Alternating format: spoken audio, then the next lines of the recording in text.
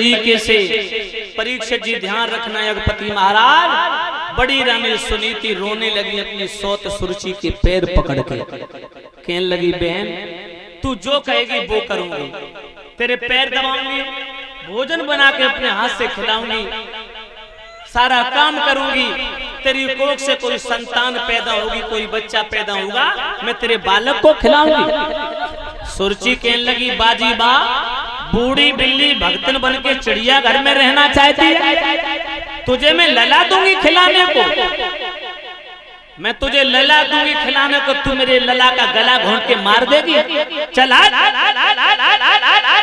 पीठ फेर यहाँ से, अगर तू रहेगी तो मैं नहीं रहूंगी, मैं रहूंगी तो तू नहीं रहेगी। रानी सुनीति बोली फिर कहां जाऊं मैं? रानी सुरुचि कहने लगी सुन मेरी कुछ शर्तें हैं। क्या शर्तें हैं? बोले अगर मुझे रखना चाहती तो तुझे घर से अभी निकलना पड़ेगा। परीक्षित जी देखिए उसने कितना जटिल प्रश्न किया, तू रहना चाहती या मुझे रखना चाहती? सुनीति बोली आली अगर तेरा डोला वापस चला गया तो मैं कंठ कटारी मार के मर जाऊंगी, तू जो कहेगी वो मुझे स्वीकार है, हर तेरी आदेश आज्ञा का पालन करूंगी। परीक्षित जी उसी समय बोली मेरी कुछ शर्तें क्या? बोले तू महलों के बाहर रहेगी। कहां? बोले पुराने खंजर महलों में। स्वीकार है। और सुन जो सुंदर वस्त्र आभूषण पहनती है, वस्त्र आभूषण पहनने को नहीं मिलेंगे। क्या मिलेगा? नील का लहंगा, गजी की साड़ी। और सुन तुझे अटारी पर खड़े होकर के काग उड़ाने पड़ेंगे, चिड़िया और कौओं को उड़ाएगी। स्वीकार है बहन। और सुन जो 56 प्रकार के व्यंजन तुझे खाने को मिलते हैं, ये 56 प्रकार के व्यंजन नहीं मिलेंगे। फिर क्या मिलेगा? जौ की रोटी, वो भी सब्जी नहीं, नमक से खानी पड़ेगी। परीक्षित महाराज ध्यान रखना, यज्ञपति जी परीक्षित जी मैया सुनीति ने स्वीकार कर लिया, हाथ में बांस ले लिया, फटे पुराने कपड़े धारण कर लिए, रानी से दासी बन गई, महलों से निकल करके पुराने खंजर महलों की ओर चली। राजा की आंखों से आंसू बह रहे। राजा बोले देवी मैंने तुम्हें कितना समझाया था कि सौत का चक्कर बड़ा विलक्षण होता है, मगर तुमने एक नहीं मानी। अपने पैर में कुल्हाड़ी जानबूझ के मारी आपने, अपने गले में फांसी का फंदा डाल लिया। अब मैं क्या कर सकता हूँ देवी? एक तरफ कुआं है, दूसरी तरफ खाई, दोनों तरफ से मौत। अब क्या करूं?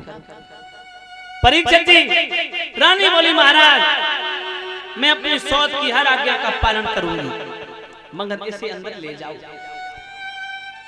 सुरुचि तो पटरानी बन के परीक्षित जी महलों में रहने लगी, और धर्मात्मा राजा उत्तानपाद ने अपनी धर्मपरायण स्त्री उस पतिव्रता औरत उस गृहिणी को रानी सुनीति को घर से निकाल दिया। क्या उड़ाते हैं हाथ में बांस लेके परीक्षित जी? जो की रोटी मिलती है शाम को, वो भी सब्जी नहीं, नमक से। जो की रोटी नमक से खा लेती है, सारे दिन काग उड़ाती है, फटे पुराने कपड़े पहनती है। और ध्यान रखना देवियों, एक टूटी सी चारपाई दे दी, जिस टूटी सी चारपाई पर लेट जाती है। लेकिन परीक्षित जी सड़े फटे पुराने कपड़े, वो जो ओढ़ने की रजाई है इतनी सड़ी हुई गुदड़िया है जिसमें इतनी बदबू आती है कि मैया को पूरी पूरी रात सारी सारी रात हो जाती है, नींद नहीं आती है। बारिश समय परीक्षित जी ध्यान रखना, मैया सुनीति बहुत ही दुख और मुसीबत आपत्तियों का सामना कर रही है। धीरे धीरे धीरे धीरे परीक्षित जी 6 महीना हो गए, राजा उत्तानपाद ने बड़ी रानी सुनीति को दर्शन नहीं दिए।